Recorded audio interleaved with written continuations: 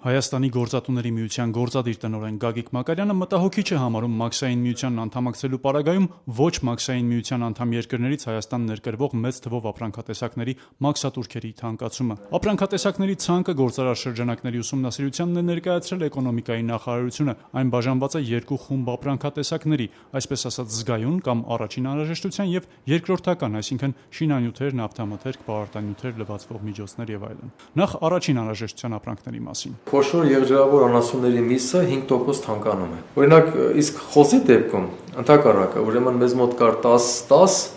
Մաքսային միության շրջանակում 0 է դառնում, այսինքն մաքսատուրքը հանվում է։ Խոզի միսը շատ կեժանանա, բայց օրինակ տավարի միսը 5% կթանկանա։ Թշնամիսը ուրեմն նույնպես թանկանում է, ընդ որում բավականին սառեցված թշնամիսը 15%։ Թշնամիսի դեպքում ես միանգամից ասեմ, որ Հայաստանը մոտարապես 75%-ը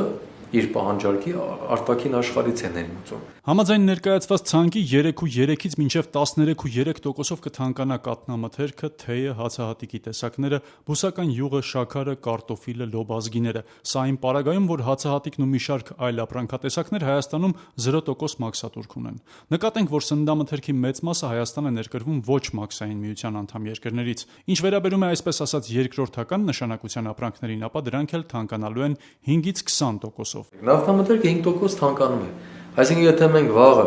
Իրանից ուզենանք նավթամթերք ձեռք բերել, ապա օրինակ կոնկրետ օրինակ եմ ուզում բերել։ Այսինքն դա Մաքսային միության անդամ երկիր չի։ Մենք բերում ենք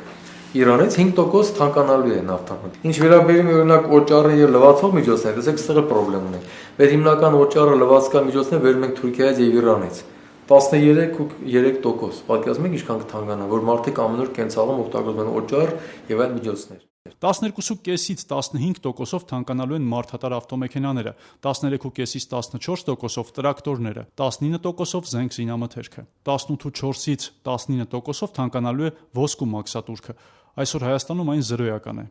Իդեպ այդպիսի ապրանքատեսակները ցանկում մեծ թիվ են կազմում։ Այդպիսով Մաքսային միության անդամ երկրները փորձում են այնպես անել, որպեսզի ապրանքները ներկրվեն հիմնականում իրենց երկրներից, նկատում է Գագիկ Մակարյանը։ Սպառողները շատ հաճախ հետաքրքրված չեն, թե կիլոգրամով վաճառվող այս կամ այն ապրանքը, եթե փաթեթավորված չէ, որ երկրից է ներկրվել, օրինակ շաքարավազը, ալյուրը եւ այլն։ Հետևաբար, այստեղ եւս գործատուների միության գործադիր տնօրենը վտանգ է տեսնում։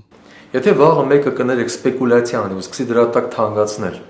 թեկուզ ինքը բերի Ռուսաստանից, բայց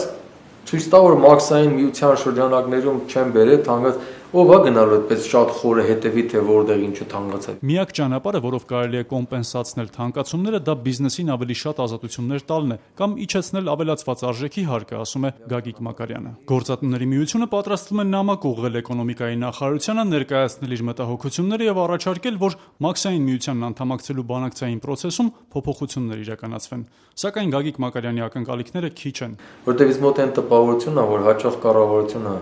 կարծես թե ավելի շատ փորձում է ուրիշի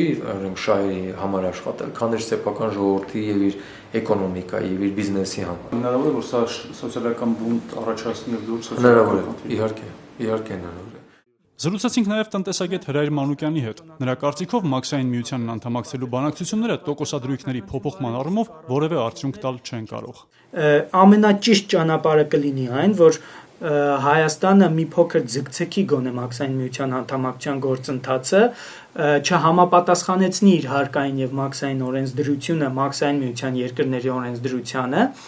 եւ սպասի մինչեւ Ռուսաստանը սկսի բանակցություններ Եվրամիության հետ ասոցիացման համաձայնագիր կնքելու հարցում։ Հրայր Մանուկյանն ասում է, որ էկոնոմիկայի նախարարության վերջին հետազոտության համաձայն մաքսատուրքերի բարձրացման հետևանքով Հայաստանի քաղաքացիների ընդհանուր ծախսը տարեկան մոտ $100 միլիոն ավելի է լինելու։